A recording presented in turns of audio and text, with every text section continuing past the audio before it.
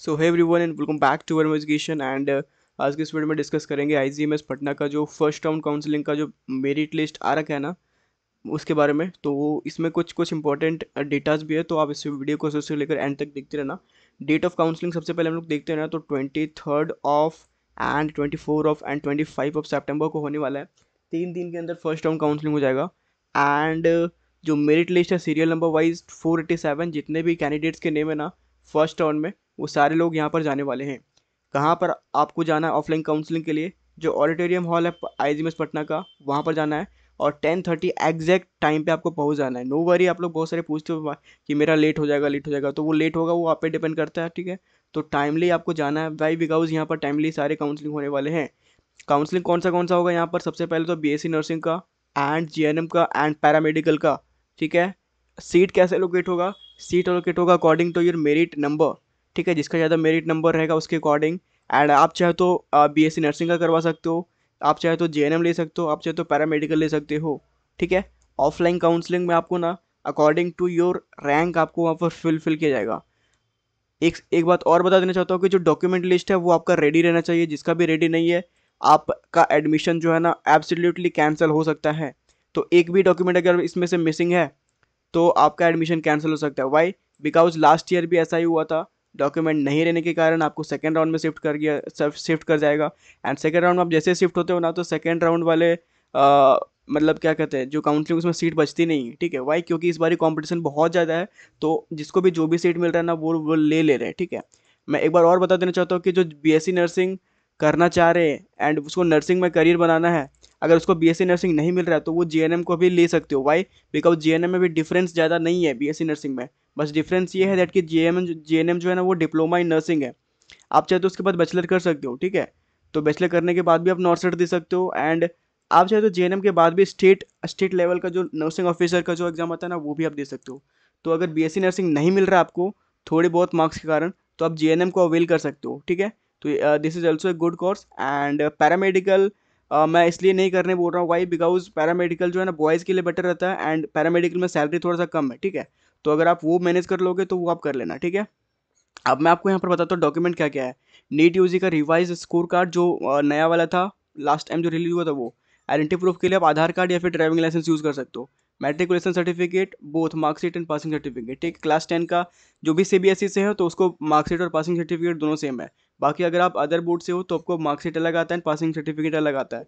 Intermediate science, its equivalent both marksheet, ठीक है। मतलब कि क्लास 12 का मार्कशीट और पासिंग सर्टिफिकेट दोनों, ओके। माइग्रेशन सर्टिफिकेट, बहुत सारे लोगों के पास माइग्रेशन नहीं है। तो माइग्रेशन नहीं है क्योंकि आपने 12 के बाद नहीं लिया है। माइग्रेशन होता है क्या बेसिकली, आपने जो 12th पास आउट करा है ना वो, ठीक है। तो माइग्रेशन सर्टिफिकेट कंपलसरी है, इक्विवेलेंट सर्टिफिकेट आपको कंपलसरी है। अगर आप ये नहीं करोगे तो फिर आपका मेरिट लिस्ट में नाम तो आ गया है, आप काउंसलिंग में कॉलेज तो मिल भी जा रहा है, बट आपका डॉक्यूमेंट नहीं रहने के कारण आपको जो है ना सेकंड राउंड में शिफ्ट कर दिया जाएगा। और सेकंड राउंड में शिफ्ट हो जाइएगा तो फिर सेकंड राउंड में सीट बचती नहीं है, एंड वहाँ पर और भी फाइट होती है, ठीक है। तो मेक श्योर आपको जो माइग्रेशन है वो रेडी रहना चाहिए। कॉलेज लिविंग सर्टिफिकेट या फिर स्कूल लिविंग सर्टिफिकेट जो भी आपके पास है वो आपको रेडी रखना है। कास्ट सर्टिफिकेट, ईबीसी, बीसी और ईबीसी, एससी, एसटी, ईडब्ल्यूएस, जितने भी कास्ट सर्टिफिकेट आपके पास जो भी कास्ट है आपका, मतलब कि रिगार्डिंग योर कास्ट, तो वो आपको रेडी रखना है। जनरल वालों को कास्ट सर्टिफिकेट नहीं लगता है।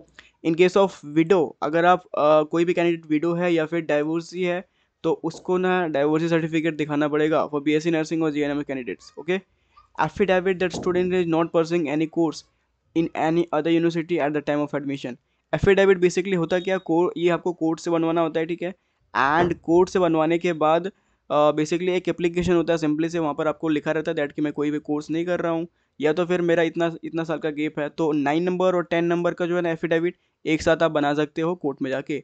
नियर बाई कोर्ट जो भी आपका, वो आप जाके बनवा लेना, ठीक है। And 4 passport size photograph colour, मतलब कि 4 पासपोर्ट साइज फोटोग्राफ आपको चाहिए कलर का। और demand draft 10,000 rupees on only in favour director of IGMS Patna, that is non refundable for allotment of seat. Without demand draft seat will be not allotted, ठीक है। तो demand draft compulsory है, पहले आपको बनवा के ले जाना पड़ेगा, एंड वो नॉन रिफंडेबल है, मतलब कि वो रिफंड नहीं होगा। अगर आपको कोई भी कोर्स नहीं मिलता है तो वो रिफंड नहीं होगा, मेक श्योर इसको याद रखना है, ठीक है। और एक और बात और डाउट था दैट कि कल जो है मंडे है और कल 10:30 में आपको जाना है ऑडिटोरियम। तो ये जो डिमांड ड्राफ्ट है अभी तक मैंने रेडी नहीं किया है, तो ये कैसे क्या होगा? एंड मेरा ये क्या कहते हैं लाइक माइग्रेशन नहीं है, तो कैसे क्या होगा।